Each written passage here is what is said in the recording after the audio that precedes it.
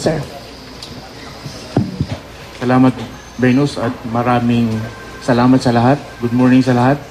Papasalamat po kami dahil nandito po tayo at mayroon tayong katuwang na magdi-disseminate ng ating information. At sana po ay wala namang masamang mangyari. Bantayan lang po natin kung ano yung magiging takbo nitong bagyong si Hagupit or Ruby. Ito'y tinatawag na nating Ruby. Ito'y pumasok kaninang alas 3 ng madaling araw sa Philippine Area of Responsibility at inaasahan itong tatama sa Samar Sabado ng umaga. Sa ngayon po ay mayroon na po tayong mga siyam na probinsya na may warning, signal number 1. Ang ibig pong sabihin yan ay nagbigay po tayo ng warning 36 hours in advance before yung strength ng intensity of less than or equal to 63 kph. Yun yung mararamdaman in the next 36 hours. Marami kasing nagsasabi na bakit may signal number 1 na may init pa naman. Yun yung ating tatandaan na yung signal natin ay hindi doon sa panahon na mararamdaman na natin yung hangin. Yun lang po at titingnan po natin kung ano yung tahap nitong si Typhoon Ruby. Please. Okay, thank you very much, Dr. Malano, sir. Okay, presenting to us the update on Typhoon Ruby, Chris Perez, please. Magandang umaga po. Narito po tayong lahat para atin pong makita yung nilalaman ng latest weather bulletin na ipinalabas ng Pag-asa sa mga oras ito ngayong alas 11 ng umaga, December 4, 2014. Next please. So, kanina pong alas 11, ang bagyo na may international name na Hagupit. Ang local name po nito ay si Ruby, ay tinatayang nasa layong 860 kilometers east ng Surigao City. Nasa dagat pa rin po ito at hindi pa rin po tumatama sa anumang bahagi ng ating bansa, yung pinakang sentro ng bagyong si Ruby. Taglay po ni Ruby ang lakas ng hangin na umabot na hanggang 195 kilometers per hour malapit sa gitna nito. Ang pagbugso naman ng hangin aabot po na hanggang 230 kilometers per hour. So malakas na po. Lumakas pa po ito kumpara kaninang alas 2 ng madaling araw dun sa pinalabas natin na public weather forecast. At sa mga darating na araw, inaasahan natin ito, nakikilis ito sa direksyong west-northwest sa bilis naman po na 20 kilometers per hour. Ito po yung satellite imagery na nagpapakita ng location ni Ruby. At ito nga, dito sa part na ito, kahapon ay nasa labas pa ito ng ating air responsibility.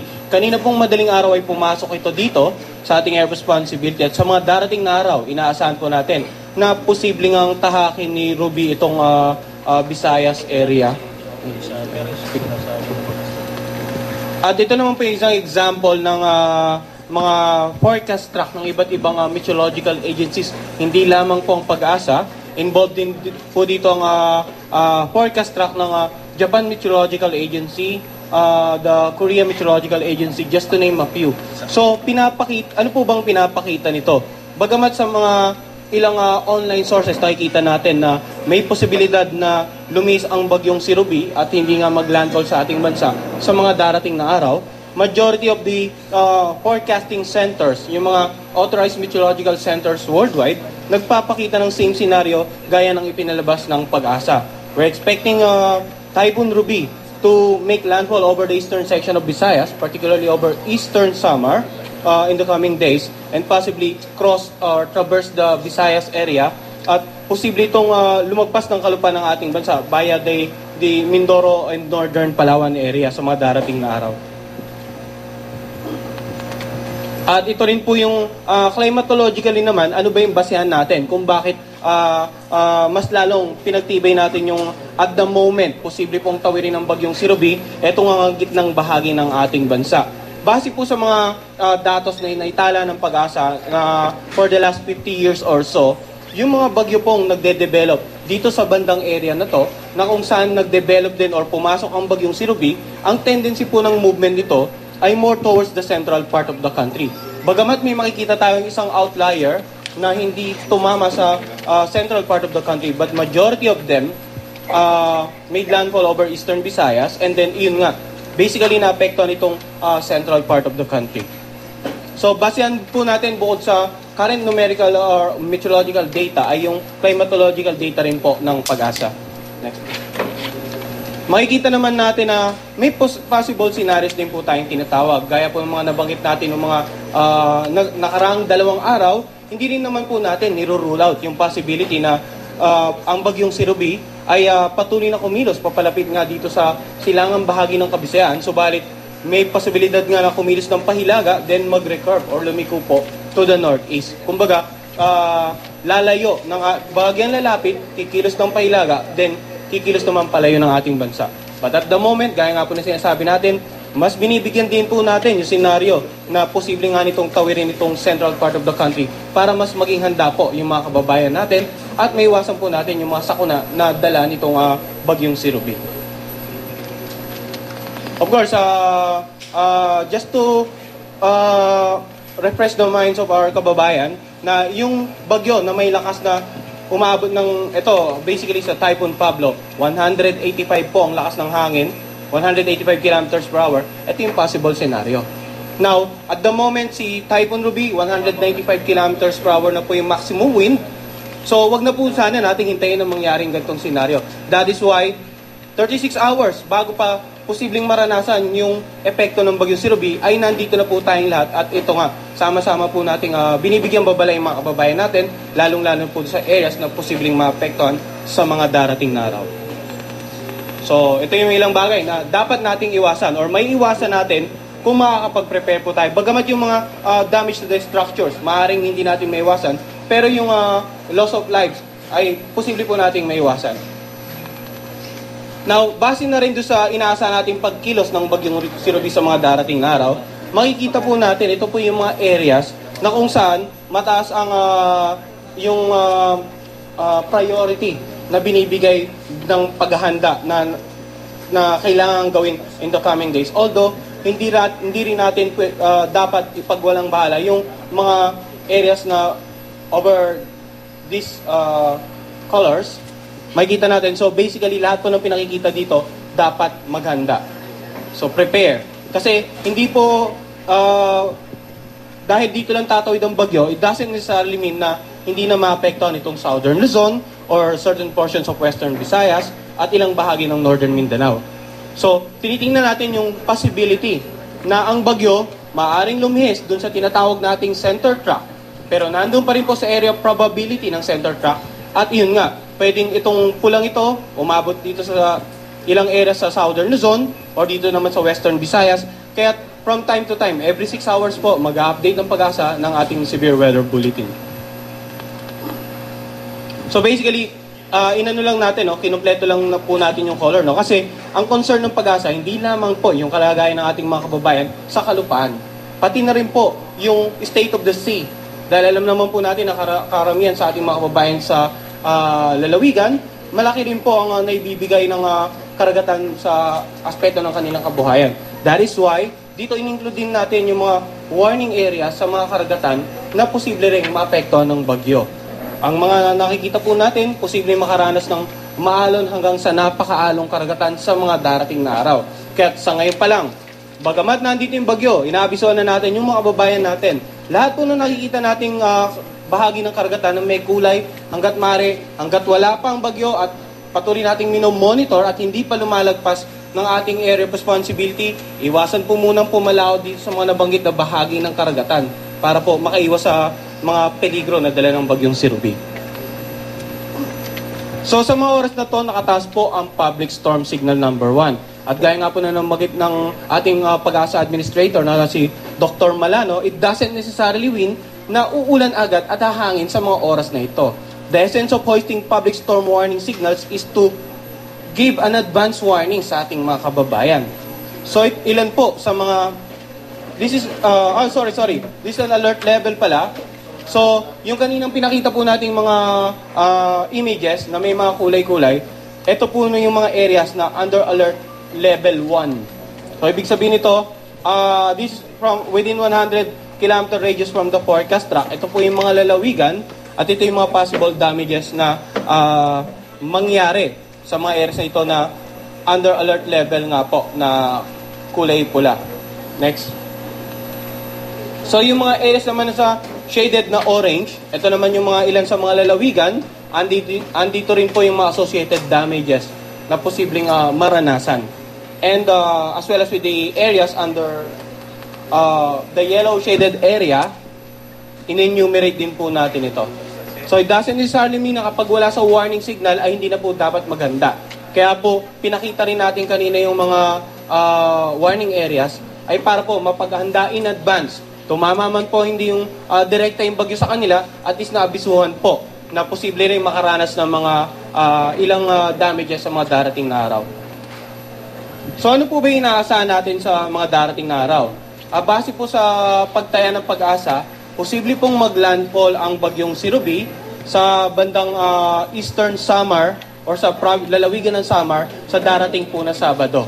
So possibly, before nun po, maglalandfall po yung pinakang sentro nito. Pero it doesn't necessarily mean na safe na po yung nasa may bandang Northern Samar or dito sa may Kabikulan or sa Central Visayas or sa Northern Mindanao.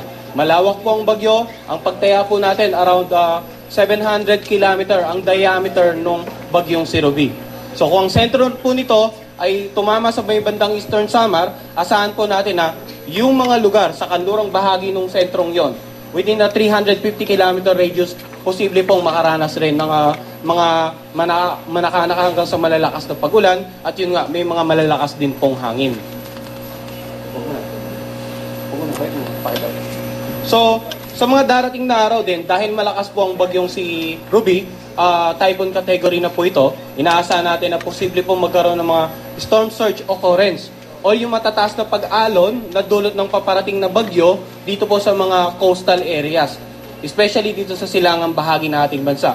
So sa ngayon pa lang, inaabiso natin yung mga kababayan natin. Aside from monitoring, coordinate with the local government agencies, DRMC offices para po sa mga possible actions regarding sa epekto ng storm surge sa mga darating na araw. And ilan na po sa in-enumerate natin dito, eastern part nga ng Samar, or probably consider natin the entire Eastern Visayas area, ilang areas sa Bicol at Surigao provinces. Kasi sila po yung unang makakaramdam ng impact ng papalapit na bagyo once na patuloy itong lumapit at maglandfall dito nga sa mga nabanggit nating area. At bagamat malayo ang mga karagatan sa silangang bahagi ng Luzon, ng Visayas at Northern at Eastern Mindanao, payo po natin sa ating mga kababayang mangingisda at yung mga may maliliit na sakyang pandagat na hanggat maaari, huwag po munang pumalaot sa mga nabanggit na bahagi ng karagatan habang patuloy tayo nagmo-monitor sa paparating na bagyong si Ruby. At para po sa mga karagdagang information from time to time, pwede po nilang bisitahin ang ating official website at sundan din ang ating or follow ang ating official Facebook at Twitter account. Ayun lang po, at ang susunod po nating weather bulletin update ay mamayang alas 5 ng hapon. Okay, thank you very much, Chris. I'd like to acknowledge the presence very quickly yung ating mga friends from the media are here. Pia Nanda of Rappler, June Veneracion, GMS7, Franz Noguera, TV5, Lloyd Kalawan of PNA, Helen Flores, Philippine Star, Ilalin de Vera, Manila Bulletin, Johnson Manabat, the DZMM, Mary Viculian, Panahon TV, Ina Andolong, News 9, Gwen De La Cruz, Rappler, Chus Denio of DZBB, Ray Pelayo, UNTV, Amor La Rosa, Panahon TV, Tomas Labas, of course, of Panahon TV, Merville Lianza, of IBC 13, Val Gonzalez, DCRH, Rambo Labay, DZXL, Richard Garcia, DZIQ, together with Erwin Aguilon, Inquirer Radio, Felix Dextor of DZXL, Vicente Gonzalez of Associated Press. Ayun po. So, I'd like also to acknowledge, joining us through video conference is our field station, regional Pag-asa Regional Service Division of in Mindanao, based in El Salvador, Misamis Oriental, and of course, Southern Luzon, based in Legazpi City. Okay? So, question? Yes po.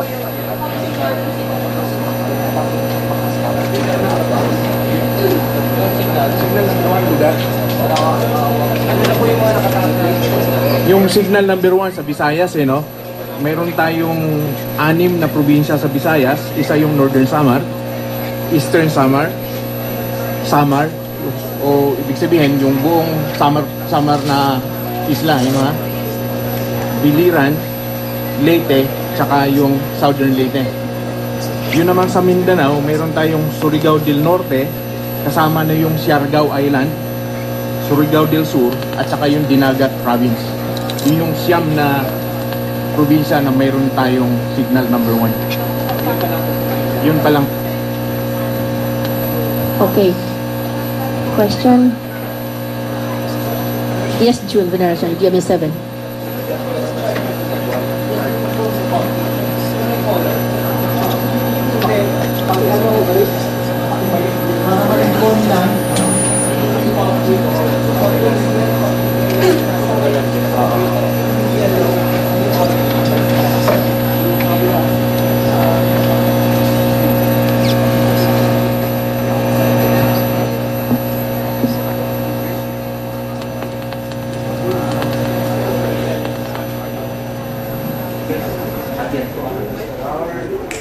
At yan po ang nagaganap na press conference sa Pag-asa patungkol pa nga rin dito sa pagpasok ni Bagyong Ruby dito sa ating bansa. Alas 3 kanina madaling araw ay pumasok sa Philippine Area of Responsibility itong si Ruby at patungo nga sa direksyon ng Eastern Visayas. Bagamat partner, sinasabi nila na 3 yung posibleng track nito. Isa ay padiretso nga sa Visayas, yung isa naman ay lilihis, malapit na sa bansa, at yung isa naman ay lilihis, malayo pa sa bansa. So may mga posibilidad pa na sana naman ay hindi nga tumama itong si Ruby sa lupa kapag lumapit na ito, partner. That's right. Pero ang sinusundan talaga ng Pag-asa ay yung nasa Japan talaga, no? Yung track ng daan. Papasok siya sa bansa. Yes, maglalandfall siya talaga. So yan ay bilang paghahanda na rin ho, mas mabuti na yung maging handa tayo, no? Para sa lahat ng klase ng posibilidad. Particularly yung sinasabi nga nila yung paglandfall mismo. At yung mga posibleng maaaring daanan daw ay ang mga lugar ng Albay, Marinduque, Eastern Samar, Iloilo, Leyte, Antique, Aklan, Capiz, Cebu. At nagbabala rin ang Pag-asa lalong-lalo na doon sa mga coastal areas ng storm surge. Ano? Partner, alam naman natin na kapag may mga ganitong mga malalakas na bagyo ay talagang unang pinalilikas yung mga nasa baybaying dagat. At pag sinabi natin storm surge nga, ito yung malaking daluyong. Bago tumama itong si Yolanda noong nakarang taon ay halos konti lang yung familiar dito sa tinatawag na storm surge. Pero siguro naman ngayon alam na natin na malaking daluyong ito na nag-generate ng malalakas na hangin ng bagyo kapag ito'y palapit na sa lupa. So ito yung inaantabayanan ng Pag-asa. Sana naman daw ay lumayo na sa dagat, lalo na yung mga nababanggit na posibleng tamaan ng Bagyong Ruby. Ito mga nasa coastal areas, dapat po ay lumikas na yung sinasabing signal number 1. At kapag maaraw pa sa inyong lugar, hindi nangangulugan na hindi tama yung sinasabi ng Pag-asa dahil yung signal number 1, ibig sabihin ay 36 na oras ay posibleng dumating na sa inyo yung malakas na pagbayo at malakas na ulan. So kapag wala pang ulan sa inyo, paghahanda ito. Kapag sinabing signal number 1, maghanda na kayo dahil sa loob ng 36 na oras, ay posibleng dumating na sa inyo itong si Bagyong Ruby. That's right. Meron na rin mga nagkansela ng kanilang mga klase. At automatic yan, di ba? Pag may mga storm signal warnings na, alam na natin dapat kung alin-alin ng mga wala ng pasok, partner. At ang pinaka-importante sa lahat na parating pinapaalala sa atin ng mga eksperto ay wag nang magmatigas ng ulo. Lalong-lalo na dahil itong mga nakalipas na panahon, lalong-lalo na itong leksyon sa Yolanda, sa Pablo at iba pang mga bagyo na dumaan sa ating bansa ay talagang dapat ay sineseryoso natin lahat ng klase ng warning ng mga eksperto na tulad na ito. So again, kung meron silang mga iba pang katanungan, ukol pa rin po sa Bagyong Ruby, maaari ho kayong pumunta sa website ng Pag-asa. Pakisulat lamang ho, www.pag-asadost.gov.ph. Kanina nga sa press conference ng Pag-asa, pinakita pa nila yung damage na nagawa nitong si Typhoon Pablo dahil ito rin yung pwedeng maging kahalintulad nitong si Bagyong Ruby. Hindi yung Yolanda dahil talagang malakas na malakas yung Yolanda. Posibleng kasing lakas siya nung Bagyong Pablo na tumama noong 2012. Pinakita nila kanina sa press conference yung damage na ginawa nito at yun nga yung kanilang babala na sana naman ay wag na maulit yung nangyari doon sa Pablo at makalikas na ng maaga itong ating mga kababayan.